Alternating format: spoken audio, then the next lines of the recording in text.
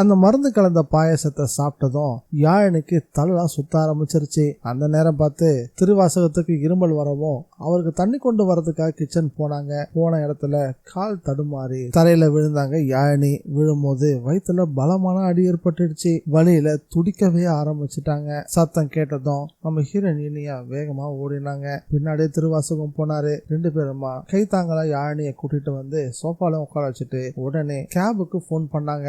கேபும் வந்து சேர்ந்துச்சு. யாழினிய கூட்டிட்டு ஹாஸ்பிட்டலும் வந்தாங்க. வந்ததும் டாக்டர் கிட்ட விஷயத்த சொன்னதும் அவங்களும் யாழினிய கூட்டிட்டு போயிட்டு செக் பண்ண ஆரம்பிச்சாங்க.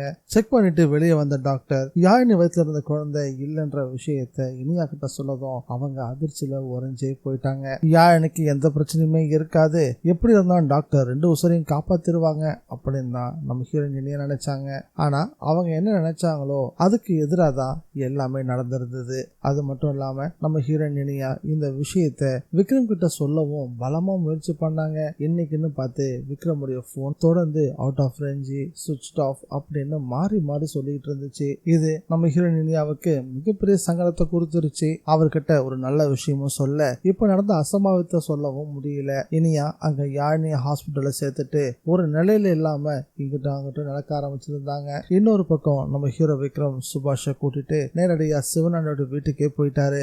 அங்க போன பிறகுதான் விக்ரமுக்கு பல உண்மைகள் தெரிய ஆரம்பிச்சது. அங்க போனதுமே மாயாவோட பேர் அடிபடும், மாயா வசமா சிக்குவா அப்படின்னு நான் ரொம்ப ஆர்வமா எதிர்பார்த்துட்டு இருந்தேன். சிவனாண்டி யாருக்கு ரொம்ப விசுவாசமா வேலை பார்த்துட்டு இருந்தான் அப்படின்ற விஷயத்த பத்தி சிவனாண்டியோடைய மனைவி கிட்டையும் பையன்கிட்டையும் கேட்கவும் அவங்க 2 பேருமே எங்களுக்கு எதுவும் தெரியாது அப்படின்னு ஒரேடியா மறுத்துட்டாங்க. ஜெயில சிவனாண்டி தற்கொலை பண்ணிக்கிட்டான்னு நீங்க கேள்விப்பட்டீங்களே, அதை உங்களை நம்ப முடியுதா அப்படின்னு நம்ம ஹீரோ விக்ரம் கேட்டதும் நிச்சயம் அவர் தற்கொலை பண்ணிக்கிறதுக்கு வாய்ப்பே இல்லை. ஏன்னா அவர் ரொம்ப உறுதியான ஒரு ஆள். அவரெல்லாம் தான் உயிரை தானே மாற்றிக்கணும்னு ஒரு நாளும் நினைக்கவே மாட்டாரு அப்படின்னு ரொம்ப உறுதியா சொன்னாங்க. சிவனாண்டி தான் இருந்த செல்லுக்குள்ள ஒரு சூசைட் நோட்டை எழுதி வச்சதா ஜெயிலர் சொன்னார்ல, அதை பத்தி கேட்க ஆரம்பிச்சாரு. உங்க புருஷனுக்கு எழுத படிக்க தெரியுமா?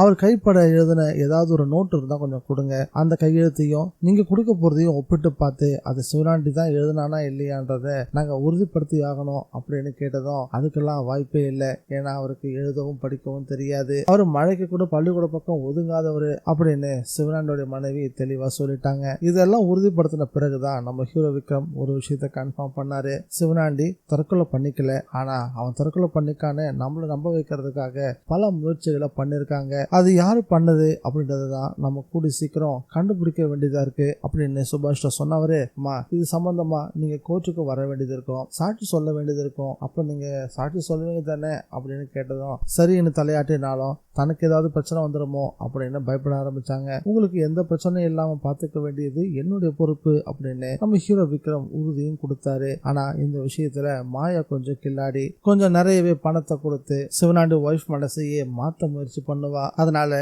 இந்த விஷயத்தை பொறுத்த வரைக்கும் நம்ம ஹீரோ விக்ரம் அவங்களோட ஸ்டேட்மெண்ட்டை இப்பவே ஒரு வீடியோவா எடுத்து வச்சுக்கிறது ரொம்பவும் நல்லது அப்படின்னு தோணுது. இந்த வீடியோ பிடிச்சிருந்தா லைக் பண்ணுங்க, ஷேர் பண்ணுங்க. TNVJ ரிவ்யூவை மறக்காம சப்ஸ்கிரைப் பண்ணி வச்சுக்கோங்க.